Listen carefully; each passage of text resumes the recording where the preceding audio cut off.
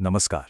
चलिए आज वक्त में पीछे चलते हैं, एक ऐसे सफर पर जहां हम उस शानदार कला को देखेंगे जिसने भारत के सबसे बड़े साम्राज्यों में से एक मौर्य साम्राज्य को उसकी पहचान दी।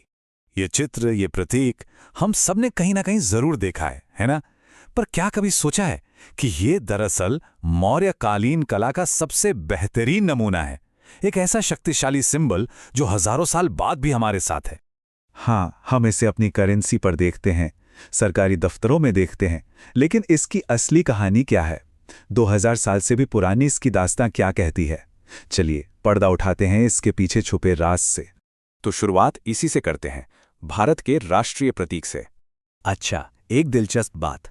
आज हम जो एम्ब्लम देखते हैं ना, वो असल में एक बहुत बड़ी विशाल चीज का सिर्फ ऊपरी हिस्सा है। जरा कल्पना करके देखिए, पहले एक ऊंचा स्तंभ यानी पिलर, उसके ऊपर एक खिलते हुए कमल जैसा बेस, फिर एक गोल ड्रम जिस पर 4 अलग अलग जानवर बने थे, और फिर सबसे ऊपर ये 4 शान से बैठे शेर एक दूसरे से पीठ सटाए, और उनके भी ऊपर रखा था एक बड़ा सा धर्मचक्र। सच में क्या जबरदस्त नजारा रहा होगा। तो सवाल यह है कि आखिर इसे बनाया क्यों गया था, इसका मतलब क्या है? देखिए, ये सिर्फ एक खूबसूरत आर्ट पीस नहीं है। बिल्कुल, ये साहस और शक्ति का प्रतीक है, लेकिन इससे भी ज्यादा जरूरी, ये इतिहास के उस खास पल की याद दिलाता है जब महात्मा बुद्ध ने सारनाथ में अपना सबसे पहला उपदेश दिया था, जिसे धर्मचक्र प्रवर्तन कहते हैं। अब इस एक मास्टरपीस से थोड़ा आगे बढ़ते हैं और उस पूरे दौर को समझते हैं जिसने ऐसी कला को जन्म दिया। हम बात कर रहे हैं सम्राट अशोक के युग की। इस आर्ट को ठीक से समझने के लिए ना, उस समय की दुनिया को समझना जरूरी है। सोच के देखिए, 6ठी शताब्दी ईसा पूर्व में भारत में एक तरह की आध्यात्मिक क्रांति हो रही थी। बौद्ध और जैन धर्म जैसे नए विचार सामने आ रहे थे। फिर 4ठी शताब्दी आते आते मौर्य एक बड़ी ताकत बन गए, और फिर आया 3री शताब्दी, जब सम्राट अशोक ने बौद्ध धर्म अपनाया और आर्ट का एक ऐसा सुनहरा दौर शुरू हुआ जैसा पहले कभी नहीं देखा गया था। और इस सब में सम्राट अशोक का रोल सबसे बड़ा था। वो सिर्फ एक योद्धा या विजेता नहीं थे, बल्कि कला और धर्म के बहुत बड़े संरक्षक भी थे। उन्हीं की देखरेख में पूरे साम्राज्य में ये शानदार चीजें बनाई गईं, चाहे वो स्तंभ हों, स्तूप हों या गुफाएं। तो चलिए मौर्य कला के पहले महत्वपूर्ण पहलू को देखते हैं, ये विशाल स्तंभ और मूर्तियां। जरा इन पिलर्स की विशालता के बारे में सोचिए। ये टुकड़ों को जोड़ जोड़कर नहीं बनाए गए थे।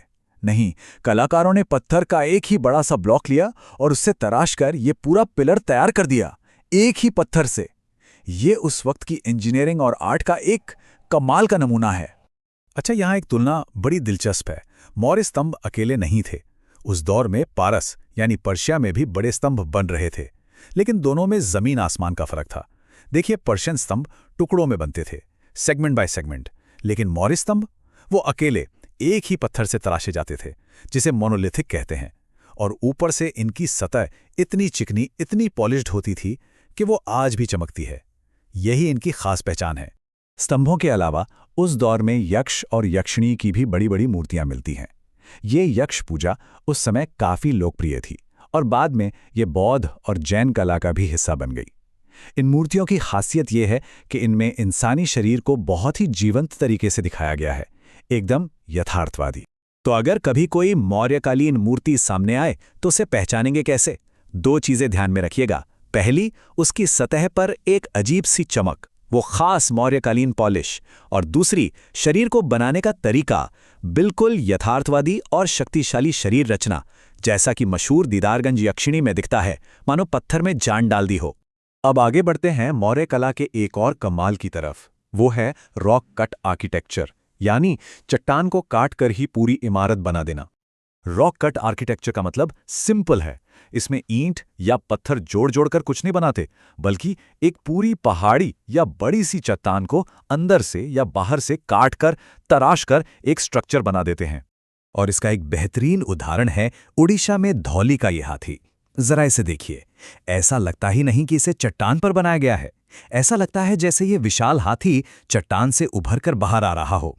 ये मौर्य कला की शक्ति और जीवंतता को दिखाता है।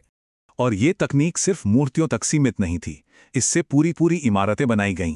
ये देखिए, बिहार की बराबर पहाड़ियों में लोमस ऋषि गुफा का प्रवेश द्वार, ये कोई ईंट या पत्थर से नहीं बनी है। कलाकारों ने पूरी चट्टान को अंदर से खोखला करके ये गुफा बनाई है।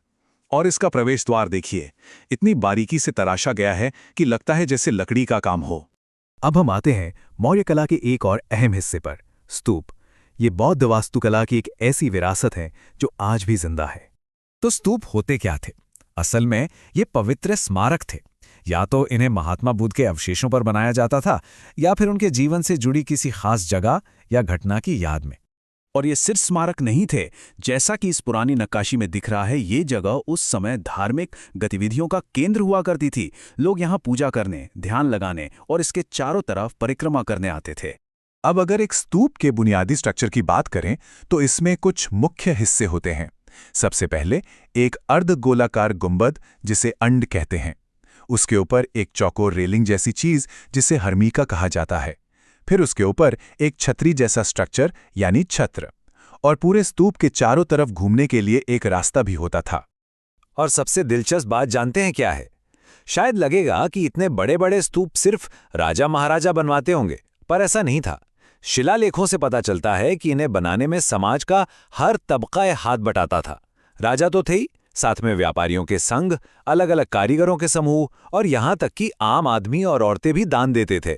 ये एक तरह का सामुदायिक प्रोजेक्ट होता था। तो घूम फिरकर हम वापस वहीं आ गए जहां से हमने शुरू किया था, सारनाथ के इस सिंह स्तंभ पर। लेकिन अब उम्मीद है इसे देखने का नजरिया थोड़ा बदल गया होगा। अब ये सिर्फ एक चित्र या प्रतीक नहीं है, बल्कि इसके पीछे एक पूरे युग की कहानी है, कला, धर्म और इतिहास की कहानी। और यह हमें एक बड़े सवाल के साथ छोड़ जाता है। आखिर कैसे 2300 साल पुरानी एक कलाकृति आज भी एक आधुनिक देश की पहचान, उसके मूल्यों और उसके भविष्य की आकांक्षाओं का इतना शक्तिशाली प्रतीक बनी हुई है? सोचने वाली बात है।